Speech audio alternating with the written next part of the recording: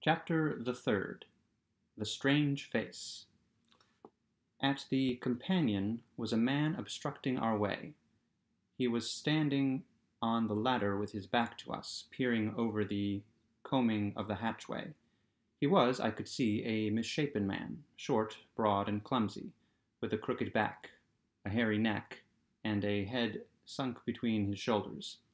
He was dressed in dark blue serge, and had peculiarly thick, coarse black hair. I heard the unseen dogs growl furiously, and forthwith he ducked back, coming into contact with the hand I put out to fend him off from myself. He turned with animal swiftness. The black face thus flashed upon me startled me profoundly. It was a singularly deformed one.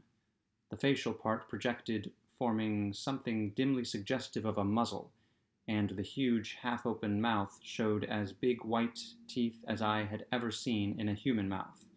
His eyes were bloodshot at the edges, with scarcely a rim of white round the hazel pupils.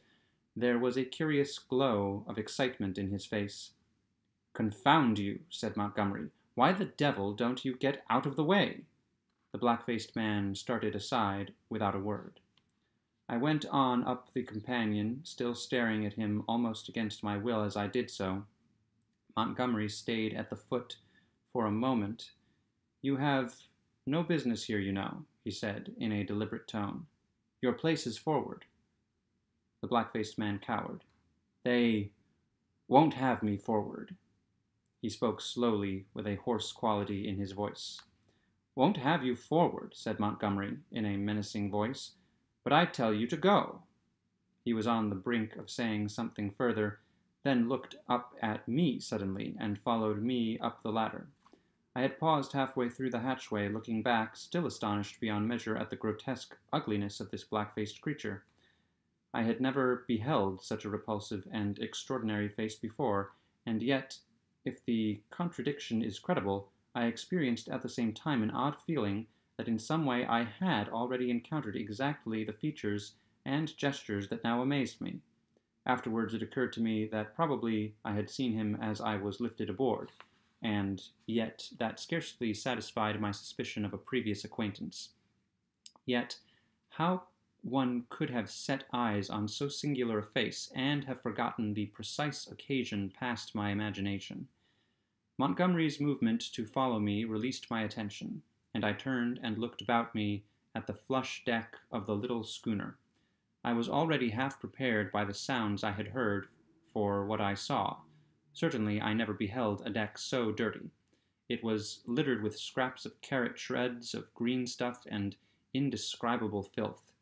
Fastened by chains to the mainmast were a number of grisly staghounds, who now began leaping and barking at me, and by the mizzen a huge puma was cramped in a little iron cage, far too small even to give it turning room.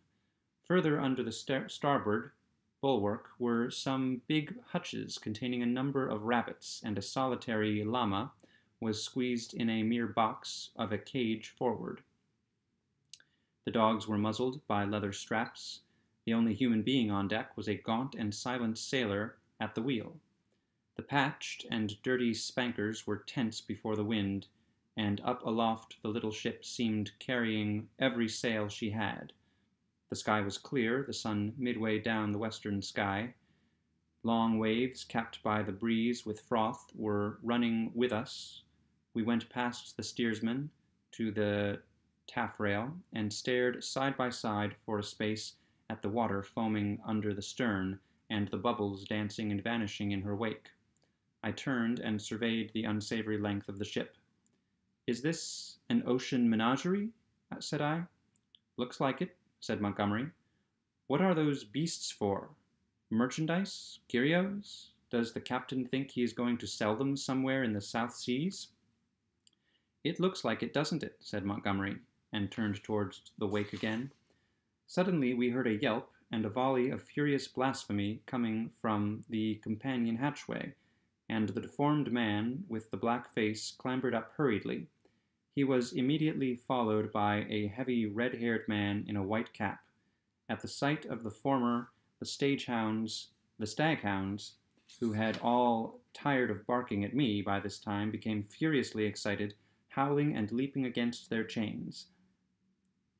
The black hesitated before them, and this gave the red-haired man time to come up with him and deliver a tremendous blow between the shoulder blades with his fist. The poor devil went down like a felled ox, and rolled in the dirt among the furiously excited dogs. It was lucky for him they were muzzled. The red-haired man gave a yawp of exultation and stood staggering, and, as it seemed to me, in serious danger of either going backwards down the companion hatchway or forwards upon his victim. So soon as the second man had appeared, Montgomery had started violently. "Steady on there!" he cried in a tone of remonstrance. A couple of sailors appeared on the forecastle. The black-faced man, howling in a singular voice, rolled about under the feet of the dogs. No one attempted to help him. The brutes did their best to worry him, butting their muzzles at him. There was a quick dance of their lithe gray bodies over the clumsy prostrate figure. The sailors forward shouted to them as though it was admirable sport. Montgomery gave an angry exclamation and went striding down the deck. I followed him. In another second the black-faced man had scrambled up and was staggering forward. He stumbled up against the bulwark by the main shrouds, where he remained, panting and glaring over his shoulder at the dogs. The red-haired man laughed a satisfied laugh. "Look here, Captain," said Montgomery, with his lisp a little accentuated, gripping the elbows of the red-haired man. "This won't do." I stood behind Montgomery. The captain came half round and regarded him with the dull and solemn eyes of a drunken man. "What won't do?" he said, and added, after looking sleepily into Montgomery's face for a minute, "Blasted sawbones." With a sudden movement he shook his arms free, and after 2 ineffectual attempts stuck his freckled fists into his side pockets. "That man's a passenger," said Montgomery. "I'd advise you to keep your hands off him." "Go to hell," said the captain loudly. He suddenly turned and staggered towards the side. "Do what I like on my own ship," he said. I think Montgomery might have left him then, seeing the brute was drunk, but he only turned a shade paler and followed the captain to the bulwarks. "Look here, Captain," he said. "That man of mine is not to be ill-treated. He has been hazed ever since he came aboard." For a minute, alcoholic fumes kept the captain speechless. "Blasted sawbones," was all he considered necessary. I could see that Montgomery had an ugly temper, and I saw, too, that this quarrel had been some time growing. "The man's drunk," said I, perhaps officiously. "You'll do no good."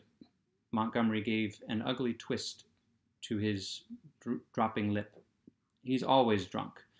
Do you think that excuses his assaulting his passengers?" "My ship," began the captain, waving his hand unsteadily towards the cages, "was a clean ship. Look at it now." It was certainly anything but clean. "Crew," continued the captain, "clean, respectable crew. You agreed to take the beasts. I wish I'd never set eyes on your infernal island. What the devil? Want beasts for on an island like that? Then that man of yours—" "Understood he was a man. He's a lunatic. And he hadn't no business aft. Do you think the whole damned ship belongs to you? Your sailors began to haze the poor devil as soon as he came aboard." "That's just what he is. He's a devil, an ugly devil. My men can't stand him. I can't stand him. None of us can't stand him. Nor you either." Montgomery turned away. "You leave that man alone, anyhow," he said, nodding his head as he spoke. But the captain meant to quarrel now. He raised his voice. "If he comes this end of the ship again, I'll cut his insides out, I tell you. Cut out his blasted insides. Who are you to tell me what I'm to do? I tell you, I'm captain of the ship, captain and owner. I'm the law here, I tell you. The law and the prophets. I bargained to take a man and his attendant to and from Arica and bring back some animals. I never bargained to carry a mad devil and a silly sawbones, well, never mind what he called Montgomery. I saw the latter take a step forward and interposed. "He's drunk," said I. The captain began some abuse even fouler than the last. "Shut up," I said, turning on him sharply, for I had seen danger in Montgomery's white face. With that I brought the downpour on myself. However, I was glad to avert what was uncommonly near a scuffle, even at the price of the captain's drunken ill will.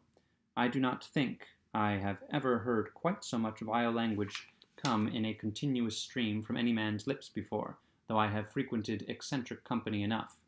I found some of it hard to endure, though I am a mild-tempered man.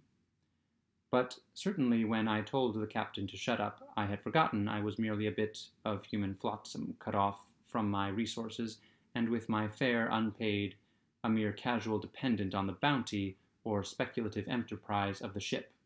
He reminded me of it with considerable vigor, but at any rate I prevented a fight.